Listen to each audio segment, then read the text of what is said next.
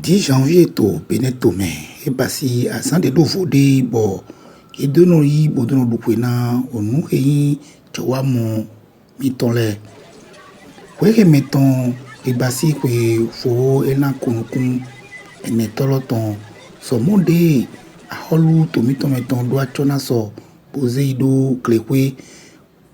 to ponda he to Beneto mele yilo su yedu to kando eton le vovo me pataki bayi commune akplo mi c'était dans les hilo su yedu kwelo to ya jeme pe okuve hibasi kando do poto akplo mi c'était wa eze kwene do ogam mi c'était dans les ogambo do gango otovi beto nkonko le yi wa bodwa dogungun na kwelo mi so mo fodun he jowa mo nkonko le ye hen wa fene baba mi to hibasi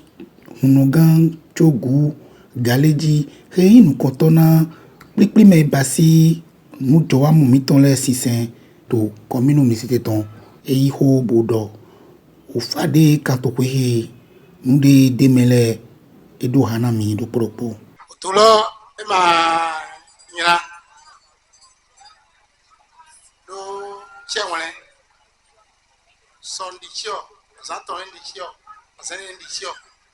e ma rambia mi c'était kan pere wa nde ma wona ndo mi c'était kan pere to fi mi tonle to ga mi tonle ko lo la inkwesi na e Rusa patara nya zona e o kupra pra son pra ba mbia mere kwesi home ama nde che wolendo edo ton sisi e ponte u abosisa ne ka nyo teme tam da brete me uga ina de teme do che wolendo edo nuyo eto ina todo me se do we vimi to de asome ire nuyo to todo me do we edo kai mi to de do nu ko mi re mi de ma yonu ye yonu igba o mi o pele ko na to ga mi tore na mi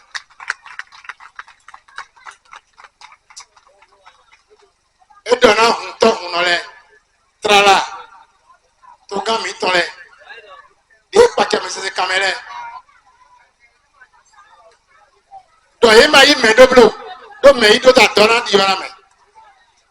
me ido ta dona di ora me edo trala hoto sa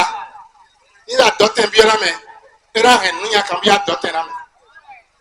o mi pro bi to ga mi tore egbe do mo lo mere matine ida doten tore bro do oloto tena gira me e ma ka gira tera e e ka vivi na no botu sapata e nu kora e do kweme e do akwa gira ke do mi se kama do iso mu foso na iro kwa jawe ida bra mi se kan kweme amo yo pala ni toju o na hu maison hu maison era to bla me do kweme mi karanya son na fotu sapata me do sapata we ko toju o nya son na bo na fotu sapata bi aso so yi u veme na o tu nyina ka ni treme edo ni ya do hotogo do hoto na do mega hoto sa to na do mega yeri mo po nu apo hotogo ni me na gbejawe ni po gbedo na do ko me hoto ni ba be ko eto ni me no ya kwara me ni po to nyara me do ko me akwara tin amo ni yan mi onu a mio ni me ta mio e pro akawe ya gazi we ya ino chi kaji ne ka kiro nu me sere o kiro to ko mi tore o kiro to le ba to ni re de mio nu na da mi na du nu e mio da mi na du nyo pa ma no mere ko pa upa dapa fopa azonpa o he pa ya pare ma no mere go ma chi pa ma no mere go upa ma no mere go ndagbe ha mi se ka to pe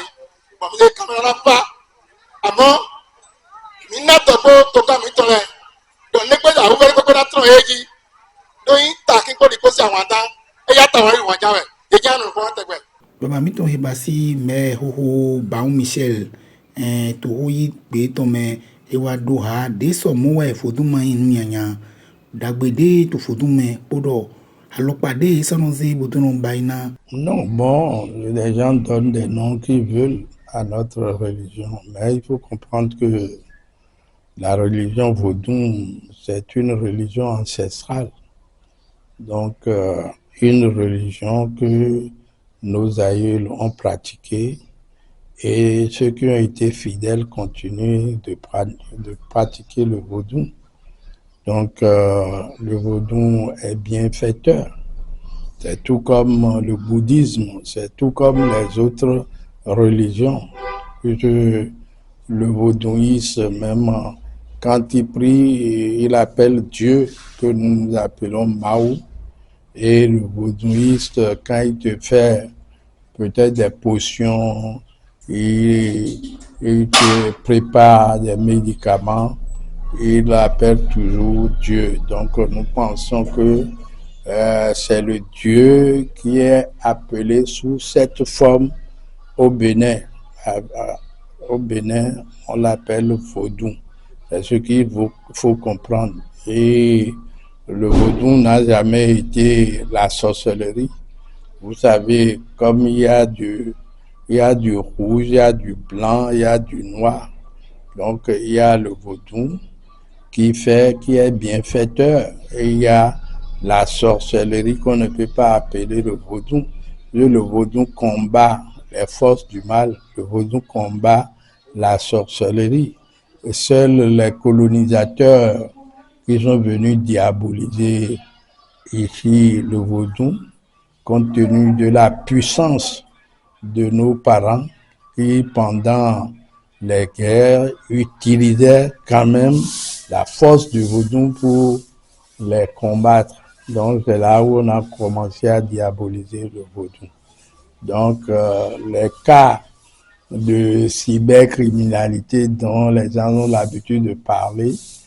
dans les Kenessi, il y a le Kenessi bienfaiteur et il y a le Kenessi rouge. Donc, ceux qui utilisent ce que le vaudou refuse. Le vaudou ne se nourrit jamais du sang humain, du rituel humain. Il y a le contraire qui se fait, que les gens utilisent, et là, c'est dans la sorcellerie qu'ils pratiquent ça. Puisque le cannibalisme, c'est dans la sorcellerie, ce qui concerne la chair humaine. Donc, aucun vaudou ne consomme la chair humaine, je crois. Donc, le vaudou ne se nourrit jamais du sang humain, mais des animaux comme le mouton, le bœuf,